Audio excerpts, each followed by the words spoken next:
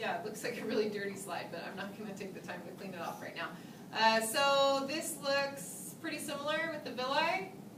And there's some structures here that, oh my, that look different in the submucosa. Maybe I should clean it off, huh?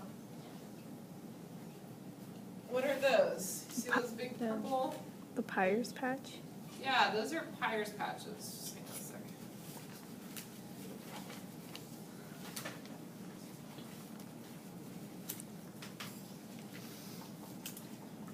That's lymphatic tissue.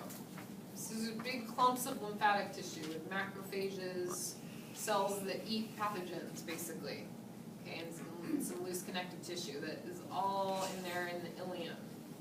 Okay, as you get towards the end of the small intestine and into the large intestine, it gets more specialized for making sure none of the pathogens that live inside your body pass through and enter into your blood. Okay, we don't want those there. They need to stay in the intestine, in the large intestine, the small intestine, where they belong. They help you to digest some of the things that you eat.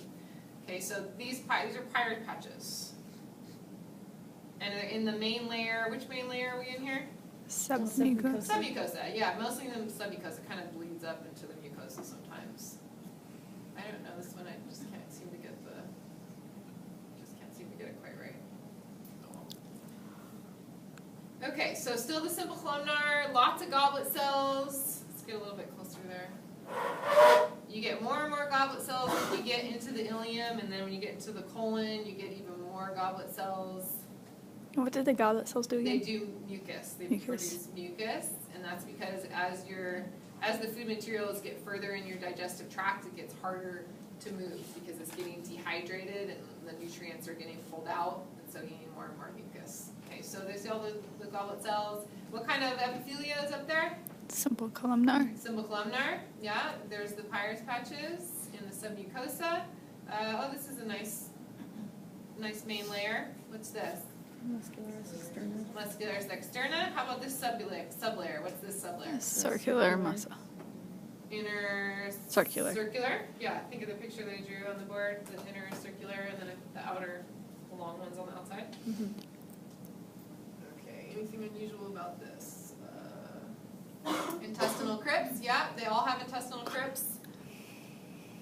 All the 3 sections of the small intestine have intestinal crypts. Okay, they've got to all keep reproducing the epithelial cells. Remember, super high turnover of epithelial cells in the small intestine. And anything else unusual? Microvilli. Plica circularis.